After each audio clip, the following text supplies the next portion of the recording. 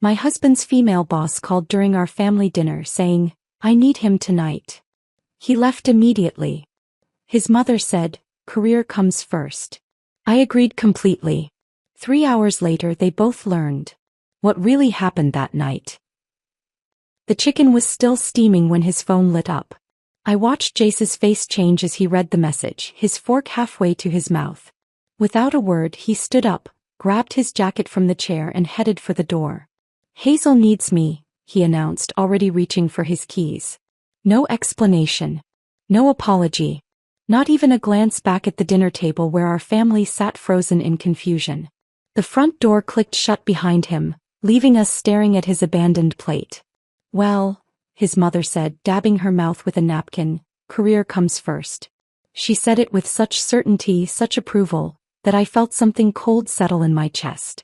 My 12-year-old daughter Emma pushed her mashed potatoes around her plate, while my 10-year-old son Luke kept glancing at his father's empty chair as if Jace might magically reappear. "Is Daddy coming back?" Luke asked, his voice small. "Of course he is, sweetheart," I managed, cutting another piece of chicken I had no appetite for. "He's just helping his boss with something important." My mother-in-law nodded approvingly. "That's exactly right, Scarlett. You understand how business works. Some wives would make a fuss, but you're smarter than that." I smiled and nodded, playing the part of the understanding wife. But inside, questions were multiplying. Why did his boss need him at 8 o'clock on a Tuesday evening? Why couldn't it wait until morning? And why had he looked almost excited when he read that message? Emma broke the silence. "Mom, can we watch a movie after dinner?" "Sure, honey. Pick something fun." Before we continue, I want to thank you for joining me in sharing stories about finding your voice when you feel invisible. If you believe women deserve respect and honesty in their relationships, please consider subscribing. It's free and helps us reach more women who need to hear this. Now let's see how this unfolds. The rest of the meal passed in forced conversation. My mother-in-law talked about her book club, Emma mentioned a school project, and Luke asked if he could have ice cream for dessert. Normal family chatter, but with a gaping hole where Jace should have been. After dinner, I started clearing the table. His mother followed me to the kitchen, carrying the serving dishes. "You know, Scarlett," she said, setting down the gravy boat, "I've always admired how you handle situations like this. So many women would be calling and texting, demanding to know where their husband is. But you trust him. That's what makes a marriage work." I ran water over the plates, watching the soap bubbles form. "I do trust him. And you should be proud. Not every wife gets a husband this ambitious. Jace has real potential for advancement, especially with someone like Hazel mentoring him. She's quite successful, you know." Something in her tone made me pause. There was a specific emphasis on Hazel's name, as if she knew something I didn't. But I kept scrubbing the plates, letting her words wash over me. "How long have you known about his mentoring arrangement?" I asked carefully. "Oh, for months now. He's mentioned how much time they spend together working on special projects. Late nights, weekend meetings. That's what it takes to get ahead in today's business world." Months. He'd been spending months having late-night meetings with his female boss, and I was just now hearing about it. Not from him, but from his mother. The children settled in the living room with their movie, and my mother-in-law joined them. I stayed in the kitchen, finishing the dishes and thinking. The house felt different with Jace gone. Quieter, but not in a peaceful way. More like the quiet before a storm. At 9:30, I tucked the kids into bed. Luke asked again when Daddy would be home, and I told him probably soon. Emma hugged me extra tight as if she sensed something was wrong. By 10 o'clock, my mother-in-law was yawning and gathering her things to leave. "Tell Jace I said goodbye," she said, kissing my cheek. "And remember what I said about being proud. You're handling this perfectly." After she left, I sat in the living room staring at the blank television screen. The house felt enormous and empty. I picked up my phone several times, started to text Jace, then put it down again. What would I say? "How's work going? When will you be home? Is everything okay?" But I didn't send anything. Instead, I went upstairs and ran a bath. As I soaked in the warm water, I replayed the evening in my mind. His quick exit. His mother's knowing comments. The way she'd emphasized how much time he spent with Hazel. Something was wrong. I felt it in my bones, in the way my stomach twisted when I thought about that message on his phone. But I also felt something else. A strange sense of clarity, as if fog was lifting from my mind. I'd been the perfect wife for 15 years. Supportive, understanding, never questioning. I'd trusted him completely, never doubted his late nights or weekend work sessions. I'd believed every explanation, every excuse. But sitting in that bathtub, I realized something had shifted. The woman who would have spent tonight worrying and calling was gone. In her place was someone cooler, more observant. Someone who was done taking things at face value. When I got out of the bath, I went to the bedroom and sat on the edge of the bed. Jace's pillow still smelled like his cologne. His work clothes were scattered on the chair where he'd left them that morning. Everything looked normal, but nothing felt normal anymore. I didn't check my phone for messages. I didn't peek out the window to see if his car was in the driveway. Instead, I pulled out a notebook from my nightstand drawer and wrote down everything I could remember about tonight. The time the message came. His exact words. His mother's comments. The way he'd looked when he read that text. Then I wrote down other things. Recent late nights. Canceled dinner plans. Times he'd come home smelling like perfume that wasn't mine. Details I'd dismissed or forgotten, but that suddenly seemed important. By the time I finished writing, it was almost midnight. I closed the notebook and slipped it back into the drawer. Tomorrow I would start paying attention. Really paying attention. Not as the trusting wife who believed everything her husband told her, but as a woman who deserved to know the truth. I turned off the lights and lay down, staring at the ceiling. Somewhere out there, Jace was with Hazel, doing whatever was so important it couldn't wait until morning. And for the first time in our marriage, I wasn't going to assume it was innocent. The night everything changed had only just begun. The next morning, Jace slipped into bed at 2:47 a.m. I knew because I'd been awake watching the red numbers on the clock change. He moved carefully, trying not to wake me, but I caught the scent immediately. Sweet jasmine perfume mixed with something floral I couldn't identify. Not my usual lavender body spray. Emergency meeting ran late, he whispered into the darkness. I kept my breathing steady, pretending to sleep. But in my mind I was already reaching for that notebook. Over the following weeks, patterns emerged. Tuesday nights became sacred for urgent projects. Thursday evenings meant client dinners that couldn't be rescheduled. Weekend mornings brought mysterious phone calls he'd take outside, pacing around our backyard while speaking in hushed tones. I started documenting everything. The time he left. The excuse he gave. What he wore. How he looked when he returned. The notebook filled with observations I'd never bothered to make before. March 15th, left at 7:30 p.m., said quarterly reports needed immediate attention. Returned 11:45 p.m., shirt wrinkled, cologne stronger than usual. March 18th, weekend team building exercise that required business casual attire and an overnight bag. The children noticed too. Emma asked why Daddy was always working and Luke stopped asking when he'd be home.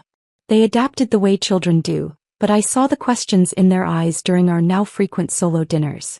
3 weeks into my silent investigation, I attended the company's annual spring mixer. These events used to bore me, but now they felt like research opportunities. I mingled, smiled, and listened to conversations I'd previously ignored. That's when I saw Miles Henderson properly for the first time. He stood near the buffet table, tall and distinguished with graying temples, talking quietly with a group of executives. I'd met him briefly at previous events, but we'd never had a real conversation. "Scarlett, isn't it?" he said, approaching with a polite smile. "Jace's wife." "Yes, and you're Miles. Hazel's husband." We chatted about safe topics. The weather, the venue, how these corporate events all felt the same. He was pleasant, articulate, but there was something reserved about him. Something careful. "Your husband's been working quite closely with Hazel lately," I said, testing the waters. Miles paused, his wine glass halfway to his lips. For just a moment, something flickered across his face. Surprise. Recognition. It was gone so quickly I almost missed it. "Yes," he said slowly. "She's mentioned their collaborative projects." The way he said collaborative made my stomach tighten. There was weight behind that word, knowledge he wasn't sharing. "They make a good team," I continued, watching his reaction carefully. Miles studied me for a long moment. "Do they?" It wasn't really a question. It was something else entirely. An invitation maybe. Or a warning. "I should find Jace," I said, excusing myself. But as I walked away, I felt Miles watching me. We both knew something the other couldn't quite say. 2 days later, opportunity knocked.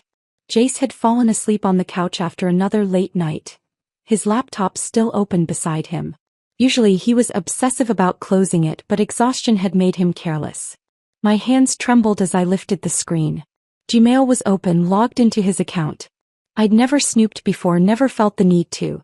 But sitting there in the glow of the computer screen, I felt like I was crossing a line I could never uncross. The first few emails were innocent. Work schedules, project updates, routine correspondence. But then I found the folder labeled H Personal. My heart pounded as I clicked it open. Dozens of messages between Jace and Hazel dating back months. The early ones were professional, but they gradually became more personal. Casual jokes. Shared observations about coworkers. Complaints about their respective spouses. Then I found the photos. Nothing explicit but intimate in ways that made my chest tight. Hazel at a restaurant, smiling at the camera. Jace in a hotel room making a silly face. Pictures taken during their business trips that I'd never questioned. I scrolled deeper, my hands shaking. Hotel confirmations for weekend conferences I'd never heard of. Dinner reservations for 2 during times when Jace claimed to be in budget meetings. Text chains that ran late into the night, full of inside jokes and references I didn't understand. But the words hurt more than the evidence. In one message, Jace wrote, "Scarlett's been extra clingy lately. I think she's going through some middle-aged insecurity phase." Hazel had responded, "You're too patient with her. Some women just don't understand that successful men need space to thrive." I found myself mentioned repeatedly, always dismissively. The wife doesn't suspect anything. She's too busy with her little domestic routines to notice. Scarlett thinks I'm working late again, she's so naive it's almost sweet. The worst message was from 3 weeks ago. "Sometimes I wonder what my life would be like if I'd never settled down so young. Scarlett used to be more fun, but marriage turned her into one of those women who nags about everything. You remind me what it's like to be with someone who actually understands ambition." I sat staring at those words until they blurred together. 23 years of marriage, 2 children, countless sacrifices to support his career, and this is how he saw me. A burden. A nag. An obstacle to his happiness. I grabbed my phone and started taking photos of the screen. Email after email, photo after photo. My hands moved mechanically, documenting everything while my mind tried to process what I was seeing. A sound from the living room made me freeze. Jace stirring on the couch. I quickly closed the laptop, deleted the photos from my phone's recently deleted folder, and uploaded everything to a cloud storage account I'd created specifically for this purpose. By the time Jace wandered into the kitchen rubbing his eyes, I was standing at the sink, washing the dinner dishes as if nothing had happened. "Sorry I fell asleep," he said, kissing my cheek. "Long day." "No problem," I replied, not turning around.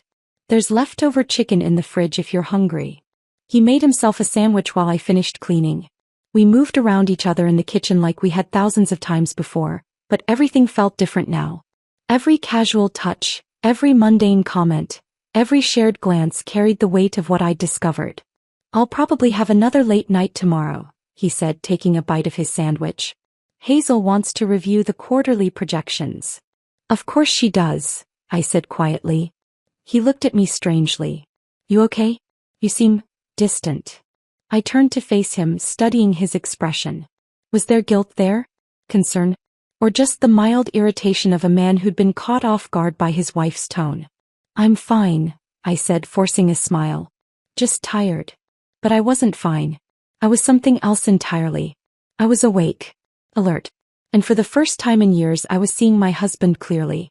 Not as the man I'd married, but as the man he'd become. A man who could betray me with someone else while convincing himself I was the problem. As he headed upstairs to bed, I remained in the kitchen, staring at my reflection in the dark window. The woman looking back at me was someone I barely recognized. Someone who now possessed dangerous knowledge and wasn't quite sure what to do with it. But I was learning. And I was planning. The idea came to me 3 days later while grocery shopping. I was walking past the bakery section when I saw a couple ordering a custom cake with their engagement photos printed on top. The woman was gushing about how romantic it would be, how surprised her fiancé would be at their party. That's when it clicked. Jace's 40th birthday was coming up in 6 weeks. He'd been dropping hints about wanting a big celebration, something memorable. He kept saying how much he deserved recognition after all his hard work this year. Perfect. I went home and pulled out my laptop, opening a new document. Jace's 40th birthday celebration planning notes. If he happened to see it, it would look like exactly what any devoted wife would create. Guest list, venue options, catering ideas, decoration themes. But buried in my cloud storage was the real plan. That evening over dinner, I brought up the party idea. I was thinking we should do something special for your birthday this year. A real celebration. Jace's face lit up. Really? What did you have in mind? Well, you've worked so hard lately. All those late nights, weekend meetings. I think your colleagues should see how much I appreciate your dedication. He reached across the table and squeezed my hand. You're amazing, Scarlett. I know I've been distracted with work, but it'll all be worth it when I get this promotion. I smiled back, letting him think his charm was working. I want to invite everyone from your office. Make it a real networking event too. Even the executives? Especially the executives. I want them to see what kind of supportive family you have. Over the next 2 weeks, I threw myself into party planning with an enthusiasm that impressed even my mother-in-law. I rented the community center downtown, hired a caterer, ordered flowers, and created a guest list that included every single person from Jace's office, including Hazel and her husband Miles. When I called to invite Hazel personally, her voice sounded surprised. How thoughtful of you, Scarlett. I wouldn't miss it. Wonderful. I hope Miles can come too. I know you both have such busy schedules. I'll ask him, she said, but there was something cautious in her tone now. 2 days later, Miles called me directly. Scarlett, this is Miles Henderson. I wanted to thank you for the invitation to Jace's party. Of course. I hope you can make it. There was a pause. I think it will be educational. A celebration to remember, as you put it in your message. The way he said those words told me he understood something. Maybe not everything, but enough. I'm glad you think so, I replied carefully. I'll be there, he said. I wouldn't miss it for the world. The hardest part was acting normal around Jace while planning his surprise. He kept asking about details, trying to peek at my planning notebooks, fishing for hints about what I had in store. It's going to be perfect, I kept telling him. Trust me. 3 weeks before the party, I visited Sweet Dreams Bakery on the other side of town. I'd called ahead to speak with the owner, explaining that I needed something very specific for my husband's birthday cake. I want to do an edible image cake, I told Sarah, the baker. Something that will really surprise the guests. She showed me examples of their work family photos, company logos, even wedding pictures reproduced perfectly in edible ink on fondant. What kind of image did you have in mind? She asked. I pulled out my phone and showed her a screenshot I'd carefully edited. It showed text messages between Jace and Hazel, specifically the ones where they mocked me. I'd arranged them in a collage format like a social media post. Sarah's eyebrows went up. This is quite personal. It's for a very special occasion, I said. My husband loves surprises. She studied the image for a long moment. Are you sure about this? Once it's done, there's no taking it back. I'm absolutely certain. Can you do it? Technically, yes. But honey, this seems like the kind of surprise that might cause some drama. I looked her straight in the eyes. That's exactly what I'm counting on. She nodded slowly. Your call. When do you need it? Saturday the 15th. And Sarah? I need this to stay completely confidential until the party. Understood. Payment up front. I paid in cash. The week of the party, Jace was practically bouncing with excitement. He kept talking about how this would be the perfect opportunity to impress the regional manager, how a successful party might even help with his promotion prospects. Make sure you get photos of me with the executives, he said while getting dressed that morning. This could be really important for my career. Don't worry, I assured him. This party will definitely be memorable. Saturday arrived gray and drizzly, but by afternoon the clouds had cleared. I spent the morning at the community center, supervising decorations and catering setup. Everything had to be perfect. The lighting, the sound system, the seating arrangements. At 5 o'clock I drove to the bakery to pick up the cake. It was beautiful, a large sheet cake covered in chocolate fondant with "Happy 40th Birthday, Jace" written in elegant script around the edges. The special image was hidden underneath a decorative sugar panel that would lift away easily. "Last chance to change your mind," Sarah said as she loaded it into my car. "No second thoughts," I replied. Back at the venue, guests were already arriving. I greeted everyone warmly, playing the role of the devoted wife celebrating her husband's milestone birthday. Jace worked the room like a politician, shaking hands, laughing at jokes, making sure everyone knew how grateful he was for my support. Hazel arrived wearing a stunning red dress that hugged her curves perfectly. She kissed my cheek and complimented the decorations, her smile bright and seemingly genuine. "Where should I put this?" she asked, holding up an expensive-looking gift bag. "Oh, you didn't need to bring anything," I said sweetly. "Your presence is gift enough." Miles appeared behind her, impeccably dressed in a charcoal gray suit. He shook my hand formally, his eyes searching my face. "Thank you for including us," he said. "I have a feeling this will be quite an evening." Dinner went smoothly. I gave a heartfelt toast about marriage, partnership, and the importance of honesty in relationships. Jace beamed throughout my speech, probably thinking about how this would look to his colleagues. My mother-in-law dabbed at her eyes. "You two are such an inspiration," she announced to the table. "This is what real love looks like." Several people nodded approvingly. Phones came out to capture the moment. Everyone wanted photos of the happy couple. When dessert time arrived, I excused myself to get the cake. My hands were steady as I wheeled it out on the catering cart, covered with an elegant silver dome. "Ladies and gentlemen," I announced, "it's time for the birthday surprise." The room fell quiet as everyone gathered around. Jace stood at the head of the table, practically glowing with anticipation. "Make a wish first," I told him. He closed his eyes, took a deep breath, and blew out the candles. Everyone cheered and applauded. "Now for the real surprise," I said, my voice carrying clearly through the room. I lifted the dome with a flourish, revealing the beautiful cake underneath. For a moment, people just saw the elegant decorations and started to clap again. Then I carefully peeled away the sugar panel covering the center. The silence that followed was deafening. You could have heard a pin drop in that room. Faces leaned forward, trying to process what they were seeing. Phone cameras that had been recording suddenly stopped.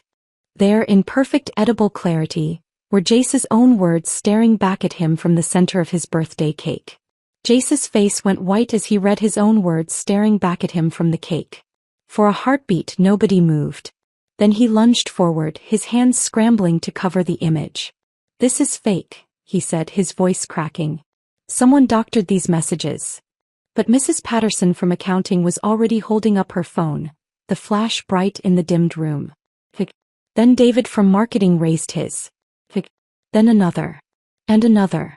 "Stop," Jace shouted, spinning around wildly. "Put your phones away." But it was too late. The damage was spreading faster than he could contain it. I watched people's faces as they processed what they were seeing. Confusion gave way to understanding, understanding to shock, shock to a kind of horrified fascination. "Is this real?"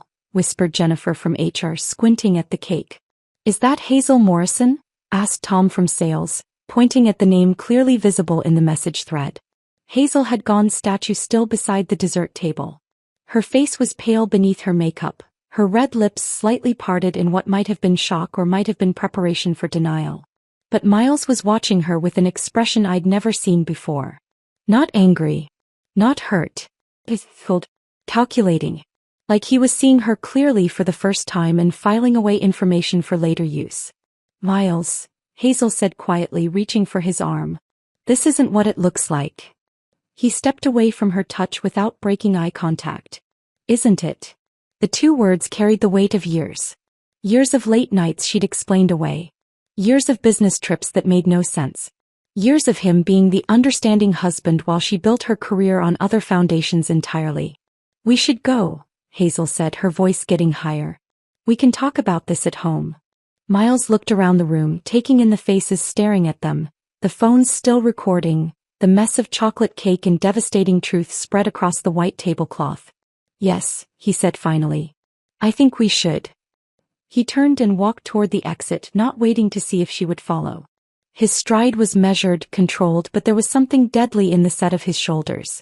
Hazel hesitated for a moment, looking back at Jace as if he might somehow save her from this moment. But Jace was still frantically trying to convince people the messages were fake, his voice getting more desperate with each denial. She ran after Miles, her heels clicking against the hardwood floor like gunshots in the suddenly quiet room. The sound echoed long after the door closed behind them. Scarlett. Jace's voice cut through the murmur of shocked conversations. He was standing beside the ruined cake, frosting smeared on his hands, his birthday tie askew. We need to talk. Now. I looked at him, really looked at him, and felt nothing. No anger, no sadness, no regret. Just a strange, calm satisfaction. Why would you do this? He asked, his voice barely controlled. In front of everyone. On my birthday. How could you humiliate me like this? Humiliate you? I let out a laugh that surprised even me. Jace, these are your words. Your choices. I didn't humiliate you. You humiliated yourself. Those messages were private. Were they? Because it seems like your private opinion of me was that I'm a nagging, clingy wife who doesn't understand ambition. Was I supposed to keep pretending I didn't know what you really thought of me? His mother appeared at his elbow, her face flushed with embarrassment and fury. Scarlett, this is completely inappropriate. You've ruined everything. Have I? I looked around the room at the clusters of people whispering, sharing photos, spreading the story in real time. Or have I just made sure everyone knows exactly who they're dealing with? My mother-in-law's mouth opened and closed like a fish. She'd spent years defending her son's behavior, making excuses for his absences, pressuring me to be more understanding. Now she was seeing the truth of what all that understanding had been covering up.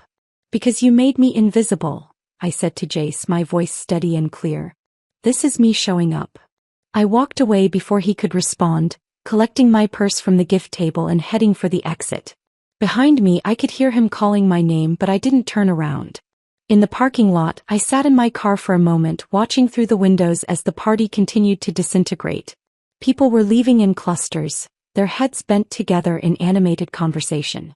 Some were still taking photos of the cake before they left, making sure they had the evidence saved. My phone started buzzing almost immediately. Text messages, missed calls, notifications from social media platforms I rarely used. The story was spreading. By the time I got home, 3 different people had sent me screenshots from various group chats. The image of the cake was already making rounds through the school parent network, the neighborhood association, even the book club I'd stopped attending months ago. Did you see what happened at Jace Morrison's birthday party? Scarlett Morrison is a savage. Did you see this cake? I always knew something was off about him. Remember how he acted at the company picnic? I poured myself a glass of wine and sat on my back porch, watching the sun set over the neighborhood where I'd lived for 15 years. Where everyone now knew exactly what kind of man I'd been married to. The next morning my phone rang at 7:30 a.m. It was my friend Caroline from the school committee. Scarlett, you need to turn on the news. Channel 7 is doing a story about workplace affairs and corporate responsibility. They're using your cake as an example. I hung up and turned on the television. There it was, a blurred but recognizable image of Jace's birthday cake, with a reporter discussing the impact of social media on public accountability. But that wasn't the biggest news of the morning. At 8:15 Jace called me, his voice shaking. Hazel's been fired, he said without preamble. Effective immediately. Miles called an emergency board meeting this morning and terminated her employment. I sipped my coffee, watching a cardinal build a nest in the oak tree outside my kitchen window. I see. Did you know? He asked. Did you know Miles was more than just her husband? I had suspected, especially after our conversation at the party. The way he'd spoken, the authority in his voice when he'd said this would be educational. But I'd had no idea how deep his influence ran. I knew he wasn't just some innocent bystander, I admitted. He's the majority shareholder, Scarlett. He owns 48% of the company. The board does whatever he wants, and what he wanted was Hazel gone. Completely. Security escorted her out this morning. There was a long pause. I think, Jace said quietly, I'm going to be next. The cardinal finished building her nest and flew away, leaving behind something small but perfectly constructed. A new beginning built from carefully chosen pieces. I think, I said, you're probably right. 3 days later I sat across from Martha Reynolds, the best family attorney in town. She'd been recommended by Caroline, who'd gone through her own messy situation 2 years earlier. I don't want a divorce, I said, sliding a thick folder across her mahogany desk. I want something smarter. Martha raised an eyebrow as she opened the folder. Inside were printed copies of every email, every photo, every piece of evidence I'd gathered. Screenshots of text messages where Jace mocked me. Hotel receipts. Credit card statements showing dinners for two during his supposed solo business trips. This is comprehensive, she said, flipping through page after page. You've been thorough. I had good motivation. She studied the documentation for several minutes, making notes on a legal pad. Legal separation gives you all the benefits of divorce without the finality. Spousal support, property division, but you remain married. Is there a particular reason you're choosing this route? Control, I said simply. If we divorce, it's over and done. But legal separation? That's ongoing. Monthly reminders of what his choices cost him. Plus, he can't remarry as long as we're separated. Martha smiled, the first genuine smile I'd seen from her. You're not looking for revenge. You're looking for justice. Exactly. The paperwork was filed within a week. Jace received the documents on a Wednesday morning at his office. What was left of his office, anyway. He'd been moved to a smaller cubicle after Hazel's departure, ostensibly temporary while they restructured his role. He called me immediately, his voice strained. Legal separation? Scarlett, we need to talk about this. We can work things out. Can we? Because your text messages suggest you think I'm a nagging schoolteacher who doesn't understand ambition. I was angry when I wrote those things. You know I didn't mean them. Do I? Because they seemed pretty specific. Pretty detailed. Pretty consistent over months of correspondence. There was a long pause. What do you want? I want you to read the papers.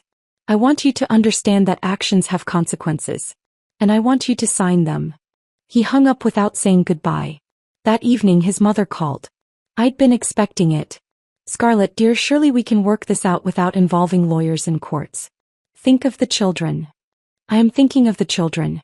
I'm thinking about what kind of example I want to set for them about self-respect and standing up for yourself. But this public humiliation, it's not good for anyone. Can't we handle this privately?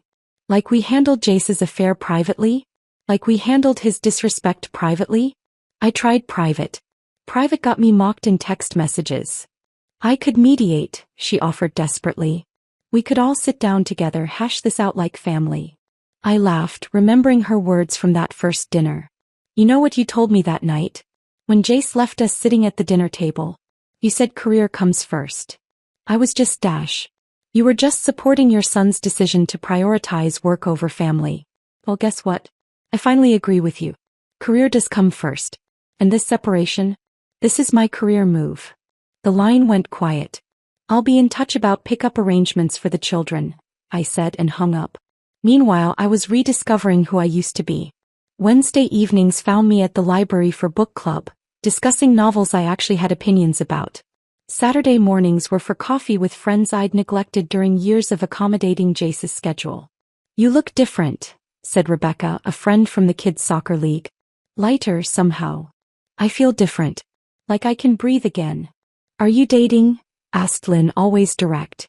Not yet. But the fact that I could freely, openly, without sneaking around or lying about it, that feels incredible. The financial arrangements were straightforward but satisfying. Jace was required to pay monthly spousal support, maintain the children's expenses, and cover half the mortgage on our family home. His lawyer had tried to argue against it, but the evidence of emotional cruelty was overwhelming. Your client systematically undermined his wife's self-worth while conducting an extramarital relationship, Martha had told them during mediation. The law is quite clear about support obligations in cases of marital misconduct. Jace's face during that meeting was something I'd never forget. The man who'd been so confident, so sure he could charm his way out of any situation, looked smaller somehow. Diminished. I can't afford this, he said quietly to his lawyer. You should have thought of that before you decided to mock your wife in writing, Martha replied coolly. A month after the separation was finalized, I was feeling particularly creative. The same bakery that had made Jace's birthday cake was happy to help with another custom order. This time the recipient was his mother. I had it delivered to her bridge club meeting, where she held court every Tuesday afternoon with the other neighborhood wives. The cake was elegant white fondant with delicate pink roses around the border. But written across the top in perfect script were her own words: "Career comes first." Underneath, crafted in fondant, were two small figures, a man and a woman embracing. Anyone who'd seen the infamous birthday cake would recognize them immediately. According to Caroline, who heard it from Mrs. Patterson, who was friends with Dorothy from the bridge club, my mother-in-law went completely silent when she saw it.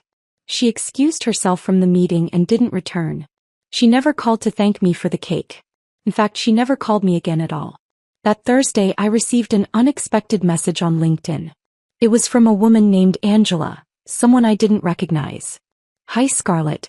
I hope this isn't inappropriate, but I heard about your situation through a mutual friend. I'm going through something similar with my husband. Would you be willing to grab coffee and talk? I could really use some advice from someone who's been through this." I stared at the message for a long time. Then I typed back, "I'd be happy to meet. Sometimes it helps to know you're not alone." We met the following Saturday at a quiet cafe downtown.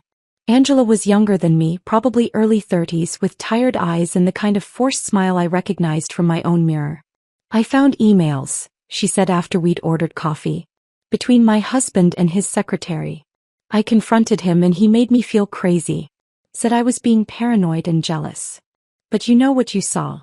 "I know what I saw. But everyone keeps telling me to work it out, go to counseling, think of my marriage vows." His mother actually told me that successful men need understanding wives who don't ask too many questions. I nearly choked on my lot. Did she really? Word for word. And I almost believed her. Almost convinced myself I was overreacting. Then a friend showed me the video of your husband's birthday cake and I realized, maybe I don't have to just accept this. You absolutely don't have to accept it. We talked for 2 hours. I shared my story, my strategy, my lawyer's information. When we parted ways, Angela looked different. Straighter somehow. More determined. Driving home, I realized something had shifted again. I wasn't just recovering from my marriage. I was becoming something new. Someone who could help other women find their own strength. The woman who'd washed dishes in silence while her husband betrayed her was gone. In her place was someone who understood that sometimes the most powerful response to being underestimated is to prove exactly how capable you really are. 2 weeks after meeting Angela, I woke up on a Saturday morning and realized something extraordinary had happened. The house was quiet, but it was the good kind of quiet.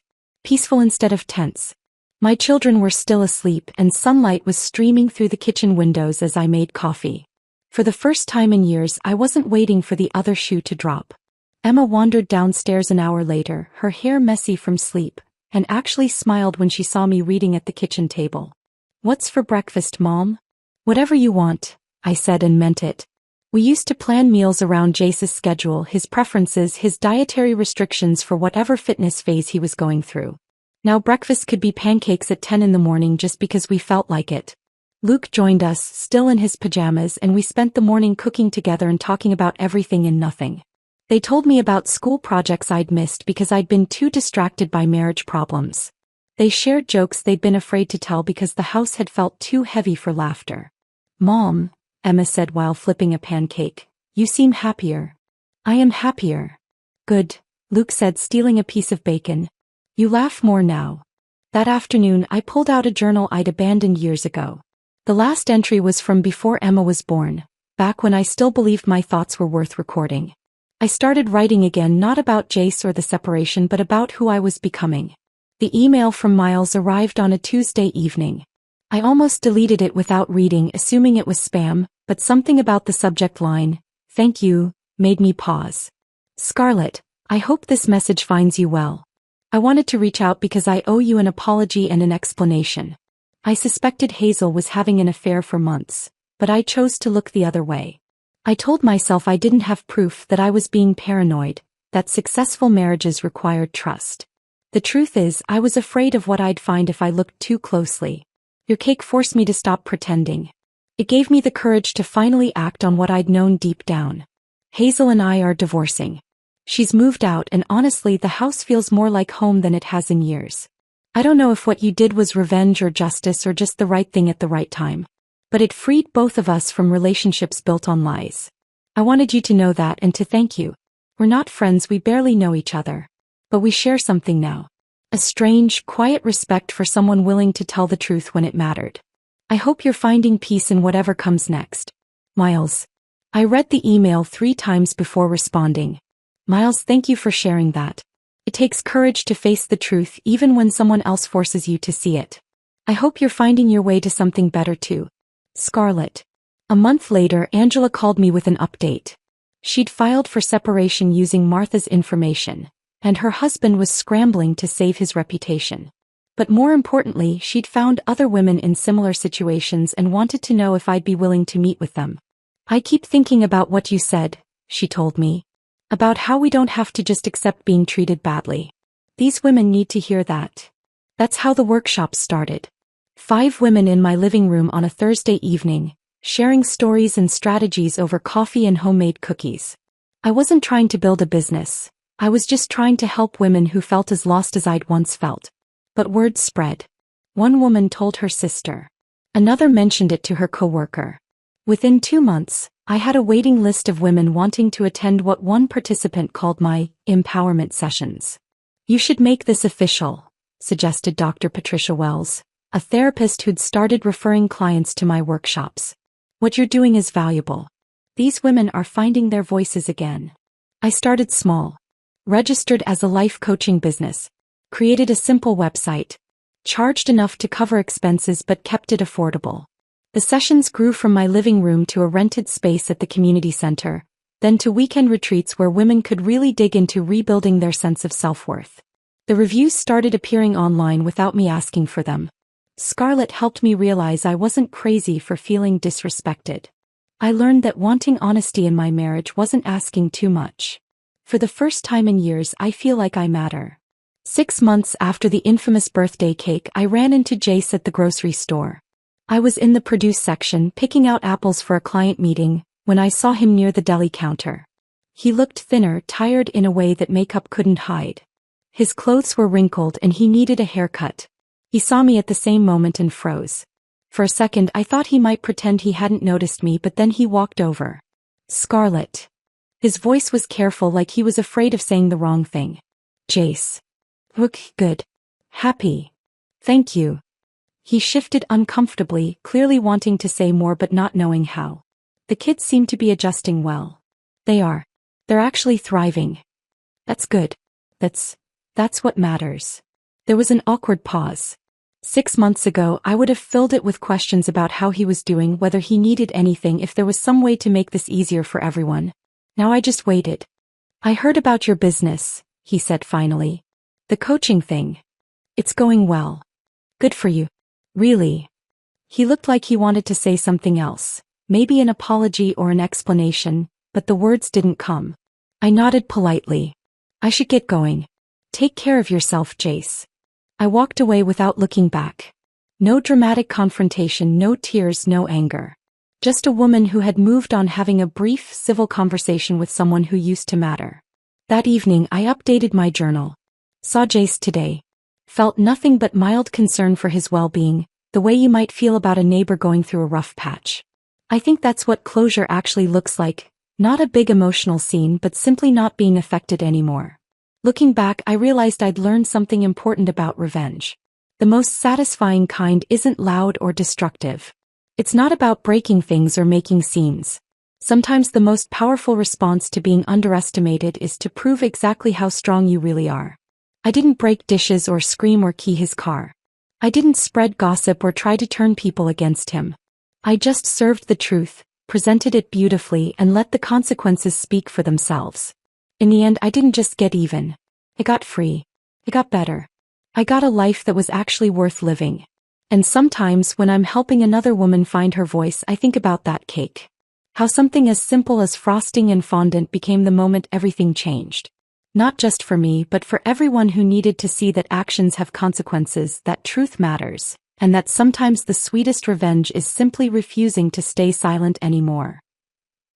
If this story of sweet revenge had you on the edge of your seat, hit that like button right now. My favorite part was when Scarlett revealed that cake at Jace's birthday party, watching everyone's faces change as they read his own words. What was your favorite moment? Drop it in the comments below. Don't miss more empowering stories like this. Subscribe and hit that notification bell so you never miss an upload.